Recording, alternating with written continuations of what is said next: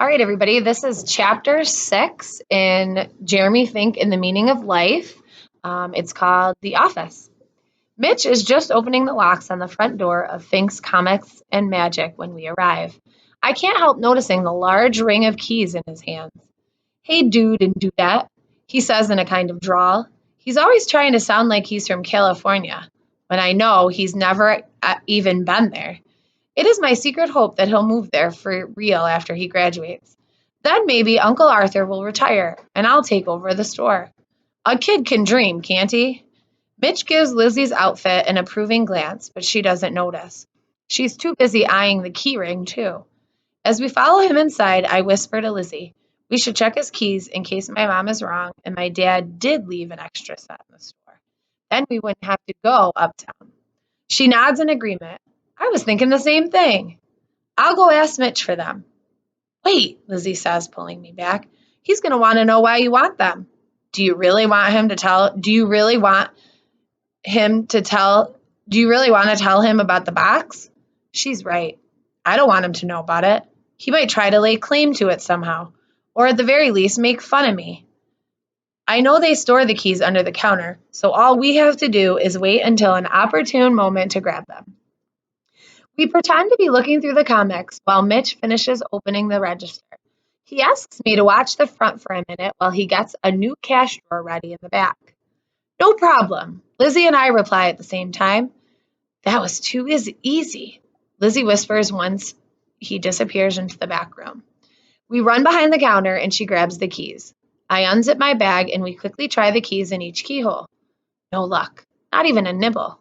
Well, at least now I'm convinced that Harold's office is our only hope. My uncle heads behind the counter just as I'm zipping up my bag. He gives me a suspicious look. What you doing? He asks, glancing from me to my bag to Lizzie.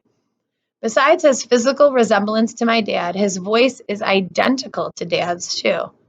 This always creeps me out, when it doesn't make me want to cry, that is. Nothing, I answer, swinging the bag over my shoulder. Mitch asked us to watch the front, so we were just, watching the front. Yeah, Lizzie says, sliding past Uncle Arthur and around to the front of the counter. And now we're going to buy some candy. I smile weakly at my uncle and join Lizzie on the other side. She's already placed 2 bags of Twizzlers and a king-size Snickers on the countertop. Job interview? My uncle asks, giving my outfit the once-over. I shake my head. Lizzie's dad is bringing us to work with him. It's amazing how easily I can lie to my uncle. All I have to do is remember the time he was supposed to take me on the father-son camp out in 6th grade and never showed up. It may not excuse the lying, but it makes me feel less guilty. He gives Lizzie her change and puts her candy in a bag. She flashes him a bright smile and says, thanks. We wave as we go through the door. That was a close one, she says when we're halfway down the block. Why? I ask, watching as she unwraps one of the pack of Twizzlers. It's not like we stole anything. She hands me a Twizzler and I remember who I'm talking to. We didn't steal anything, right? I ask. No, we didn't steal anything, she says. But I wouldn't be surprised if that uncle of yours thinks we did. I guess I can't blame him, I say. Each year the store loses a few $100s in stolen candy and comics. That's so like you, she says, sucking on her Twizzler. Always trying to find the best in people, even him. Hey, weren't you going to buy Skittles for the security guard, not Twizzlers? I panicked, all right? Just eat your Twizzler. At that moment, we caught sight of the bus rounding the corner. We run toward it, the bag thumping against my back. 2 businessmen are waiting at the stop, both holding bus passes in their hands. The bus pulls up to the curb, and I ask Lizzie if she knows how much the bus costs. Mom has always taken care of this sort of thing. I've really got to start paying more attention. $2 each way, she says. I checked this time. You have the money, right? You don't? I just spent it on the candy. I pull out my wallet as a Girl Scout troop gets in line behind us, giggling and pushing each other. The 2 men step on, stick their bus passes in the slot, and pull them back out. They're the same Metro cards we were supposed to use on the subway. Those things carry a lot of power in this city. The driver is waiting for us. I hand him our $4. It's a good thing I have my usual 8, or else we wouldn't have enough to get home. Quarters only, the driver says, not even looking at us. We don't have any quarters, I say meekly. The driver rolls his eyes and booms, "Anyone got a card?" The Girl Scouts behind us are getting restless. I hear one of them mutter, "Dorks," and a few others giggle. For their rudeness, I may just demand a free box of cookies this year. "I'll do it," a middle-aged woman in the front seat says, standing up. I elbow Lizzie when I see the woman is wearing a Yankees cap and a sweatshirt, just like the guy who helped us in the subway. Good thing baseball fans are so superstitious. The woman lowers her card into the slot twice and then grabs the $4 from my hand. Anxious to be away from the front of the bus, we make our way to the back in the last two seats. Lizzie immediately turns and stares out the window. I know she feels bad for messing up our second mode of public transportation. "Hey, Lizzie, one of the Girl Scouts just made another one cry. That should make you feel better." I can see her smile in the reflection of the glass. Lizzie gets upset easily, but it doesn't take much to cheer her up. I take out my book and glad to have a few minutes to study the diagram on time travel and string theory. But before I can build a time machine out of strings, I need to figure out what the heck they are talking about. I have just opened the dog-eared page when I am hit by the overpowering stench of garlic that has suddenly engulfed the bus. I look around wildly for the source and find a man in a construction worker's outfit nibbling on what can only be a sandwich made completely out of garlic cloves. Why does no one else notice? I can't say anything to Lizzie without him hearing, and he doesn't look like the type of person I'd want to insult. With his insanely small nibbles, it takes him 10 blocks to finish it off. By that time, beads of sweat are clearly visible on his forehead. He crumbles the wrapper and sticks it back in his lunchbox. He may be smelly, but at least he's tidy. "Ours is the next stop," Lizzie says, folding her small city map. I nod, afraid to open my mouth lest the smell get inside. Although the sandwich is gone, the stench has gained in strength. I would not have thought this possible. The man is superhuman. Move over, Superman. Here comes Garlic Man, able to leap tall buildings in a single smelly breath. I put my book away in preparation for our arrival. All I managed to learn is that string theory doesn't actually involve strings, but rather tiny bands of energy waves. Those will be harder to find than regular string. We get out of our seats and hold on to the poles by the back door. The bus slows as it approaches the corner, but then it rolls right past. At first, this registers only faintly, but as the back half of the bus fully passes the stop, I realize the bus isn't going to pull over at all. "Wait!" Lizzie yells up to the front. "You just passed our stop." The driver doesn't slow down. A woman with white hair and a silver cane leans forward and says to Lizzie, "Young lady, if the driver doesn't see anyone waiting at a stop, he will not pull over. If you want the bus to stop, you have to press that yellow strip up there. You see?" We follow as she points shakily to a thick strip of what looks like yellow tape. I realize I've seen people pressing it before, but never paid much attention. "Oh, right," Lizzie mumbles. "Thanks." "Can I still press it now?" I ask the woman. She nods happily. I reach up easily and pull hard on the tape. A bell dings once. I guess short people just have to ride around and around the city until a taller person helps them. "Now the driver will pull over at the next stop. You see?" the woman says. "You're only 2 blocks from where you wanted to be." She settles back in her seat. Who says New Yorkers aren't helpful? Of course, 2 more blocks means we're stuck with Garlic Man for that much longer. I wonder if anyone ever died from odor assault. It turns out the next stop is full of people waiting, so the driver would have had to stop anyway. The bus pulls over and the front door opens, but not the back. Lizzie yanks at the handle, but it doesn't budge. Garlic Man reaches over and pushes a metal strip next to the door, and the door swings open. I take back my mean thoughts about him. He is obviously another caring citizen. We hurry down the 3 steps before the driver can change his mind and pull away. My left foot sticks to each step as I descend, having picked up gum somewhere along the way. When we are clear of the crowd, I ask Lizzie to wait while I use the curb to scrape the gum off the bottom of my shoe. "Holy cow," she says, grabbing my arm tight. When she was 6, Lizzie's dad trained her to use expletives like "holy cow" and "good golly" instead of the other more colorful ones she had brought home from her first day of kindergarten. I almost lose my balance since I have one foot in the air and one arm being pulled nearly out of its socket. I follow her gaze. In the gutter about 2 feet away from us is a playing card. Face up, its bottom half is hidden under a Chinese food takeout menu. It's the Eight of Hearts, one of the last 3 missing cards in Lizzie's collection. It's been at least 6 months since she had found a card. I was beginning to think the final 3 would never turn up. Lizzie breaks her grip on my arm and bends down over the card. Fingers shaking, she grasps it by one corner. She doesn't pull yet, though, and I know she's saying one of her little prayers in hopes that the card will be intact. All too often, she'll find torn cards, and she won't put those in her collection. Finally, she gives the card a good, gentle tug, and it slips out fully intact. She heaves a sigh of relief and then holds it high above her head like she's the winning boxer in a prize fight. Ta-da! She announces. Only 2 more to go. She snaps open her briefcase and slides the card carefully in one of the pockets on the top. She takes a few steps in the direction of the office, but stops when I don't move from my spot. What's up? She asks. Aren't you psyched that I found my card? I nod, not really hearing her. If we hadn't missed our stop, if we hadn't veered away from our original plan, we wouldn't have gotten off here, and she would have found her card. But it was fate that brought us to this spot. Or just good luck? What about fate and bad luck? If Dad had taken a different route that day, or sat at a red light 1 second longer, he wouldn't have died. What if the lady who he swerved to avoid hitting had waited 1 more second before crossing the street?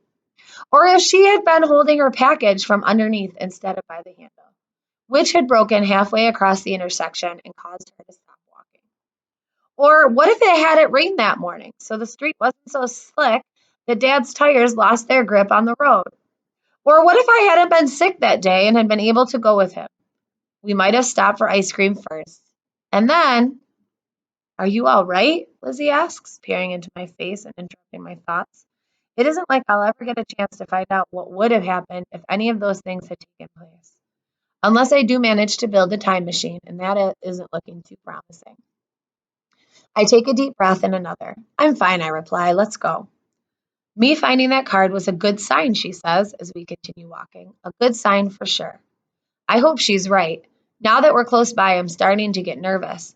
After a few blocks, Lizzie stops in front of a tall building. She consults the letterhead of my mom's letter from Harold and says, This is it. The former offices of Harold Folgard, Esquire. I have to tilt my head all the way back to see the top of it. Neither of us makes a move to go inside. It's so tall, I say, shading my eyes. Good thing you won't have to scale the outside and use a glass cutter to break into the offices, she says, leading me toward the revolving door. That was my backup plan. The lobby is marble and glass with tall ceilings and 2 banks of elevators. It's quiet, too, like a library. The office is on the 14th floor, Lizzie says. Her voice echoes. There are only a few people in the lobby, none of them paying the slightest attention to us. I move closer to the wall to read the signs.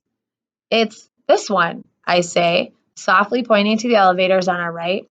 Floors 1 through 16.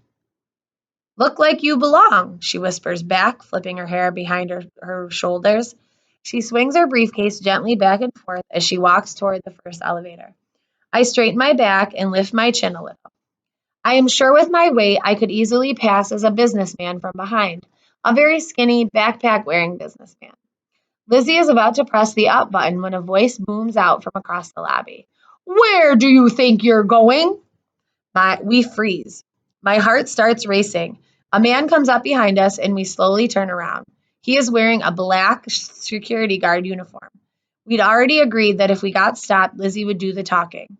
To be honest, I don't think I could speak anyway. I hope she doesn't try to pull out the feminine wiles. To her credit, Lizzie is very composed. She looks the guard in the eye and says calmly, Our uncle works on the 14th floor. We wanted to surprise him. He doesn't answer right away, and I try sending Lizzie a telepathic message. Offer him the king-size Snickers. The Snickers! But she either doesn't receive my message or is ignoring it. The guard finally says, All visitors need to check in at the front desk. Follow me. Our shoulders sag with relief as we follow him to the long marble desk in the corner of the lobby that we somehow managed to miss seeing when we came in. He steps behind the desk and puts out his hand. Driver's license? he says in a tone that indicates he has asked this many times before. Lizzie and I exchange a look of surprise. I knew I could pass for a businessman. We're only 12, Lizzie says. Almost 13, I quickly add. School ID? He asks. It's summer, Lizzie replies. The guard sighs. All right, I'll need you to sign in here. He pushes a clipboard across the counter to us. And then one at a time, I'll take your picture. Our picture, I ask. He nods. Every visitor's pass has your picture on it now. This isn't going as smoothly as I hoped. Lizzie signs the clipboard and pushes it over to me. She signed in as Tia Castaway, the name of the little girl in our favorite Disney movie when we were little, Escape to Witch Mountain. She gives me a little kick on the shin, and since we're supposed to be brother and sister, I carefully write Tony Castaway and push the clipboard back to the man. He takes our picture with a camera that is attached to the computer behind the desk. A few seconds later, 2 visitor badges spew out of the printer. He hands them over and instructs us to peel off the back and wear them on our person at all times. We hurry toward the elevator, sticking the badges on our chests without even looking at them. Only when we're safely on the elevator do I notice my face staring back at me from Lizzie's shirt. One eye closed, the name Tony Castaway typed underneath. We quickly switch badges. This is a really slow elevator, I observe. Yeah, Lizzie said. It's almost like we're not moving. I look at the panel of numbers. That's because neither of us pushed the button of our floor. I lean over and push 14. The elevator jumps a little and begins to ascend. We start to laugh. Lizzie said, You'd think we'd never been out of the house before. I watch the floor numbers light up one at a time as we approach each one. Did you know, I tell Lizzie, that most buildings don't have a 13th floor because the number 13 is supposed to be bad luck? Of course, there still is a 13th floor. They call it the 14th floor. Lizzie narrows her eyes. So what you're saying is that since we're going to the 14th floor, we're going to have bad luck? Maybe it's better when Lizzie doesn't listen when I share my knowledge of the world. Forget I said anything. When the doors open, we get out and follow the signs towards Suite 42. Along the way, we pass assorted businessmen and women, all who either ignore us or gives us the forced smile that adults usually give to kids, where just the corner of their mouths turn up. We finally find the right door. It still has the Fulgard and Levine Esquire's brass nameplate on it. Lizzie steps back and motions for me to try the door. I take a deep breath and turn the handle. Of course it doesn't budge. Turn it the other way, Lizzie advises. That's not going to work, I say. You always turn a knob to the right to open it. Nevertheless, I try it. I'm so surprised to feel it twist under my hand that I don't even push the door open for a second. Wow, that actually worked, Lizzie exclaims, pushing through the door. I quickly follow and close it behind us. There is no electricity in the office, but enough light comes through the windows that we can easily see around us. It's like a ghost town of an office. Shelves of desks and filing cabinets, stained carpet, empty cardboard boxes, a broken lamp. Let's get moving, Lizzie whispers. You look in Harold's office, and I'll check out here in the waiting room. I nod and head into the office that has Harold's nameplate stuck on it. First, I check the old wooden desk that sits in the center of the room. It's a nice desk. I wonder why he abandoned it. The drawers are all hanging out, which makes it easy. I feel around the insides of them and also check the bottoms of each drawer in case the keys are taped there. All I come away with are a few splinters, 3 paper clips, and a business card for a moving company. I can hear Lizzie in the next room opening and closing drawers too. According to the plan, I crawl around on the carpet, feeling for lumps as I go along. About halfway around the room, I actually feel something. It's about a foot away from one of the walls and is just the right size for a set of 4 keys and a keychain. Hey, Lizzie, I call out as loud as I dare. I might have found something. She comes running in and I point to the lump. She runs back out. When she returns, she is carrying her briefcase and my bag, which we had left by the front door. She unsnaps her briefcase and pulls out the screwdriver. She hands it to me, which I think is a nice gesture, since I'm sure she'd be as capable as I in cutting the carpet. I would feel guilty doing what we're about to do, but the carpet is so old and stained and torn that there's no question the new tenants are going to replace it. In a way, we're helping them out. Using the sharp edge, I hook the screwdriver under the edge of the carpet where it meets the wall. Then I move it back and forth like a saw. Even though the carpet is old, the fiber is strong. Lizzie holds the two edges of the rug apart as I go along, revealing the concrete floor beneath. I'm sweating by the time I slice my way to the lump. One last slice and the carpet reveals its hidden treasure. Lizzie screams and jumps back so fast that she crashes to the floor, limbs flying. She covers her mouth to keep herself from screaming again and finally manages to scramble to her feet. You're such a girl, I tell her, letting the carpet fall back into place. It's long dead. Instead of the keys to my box, we have uncovered the final resting place of a little mouse. Brown mouse. Lizzie shivers. Let's just finish looking around. This place is giving me the creeps. The only place I haven't searched yet is the ceiling. It's one of those drop-down types where you can push on the panels and they lift up. Flashlight, I say, holding out my hand. Like a nurse handing a doctor a scalpel, Lizzie repeats, flashlight, and lays it in my hand. I stand up on the desk and can easily reach the ceiling. Pushing up on one of the panels, I move it aside so I can stick my flashlight up there. I have to clear away a cobweb before sticking my head in. Good thing I'm doing this instead of Lizzie. For a tough girl, she is brought to her knees by things with multiple legs. See anything? She asks. Her voice sounds muffled from up here. Pipes, dust, wires, I call down. I shine the light slowly around, but just see more of the same.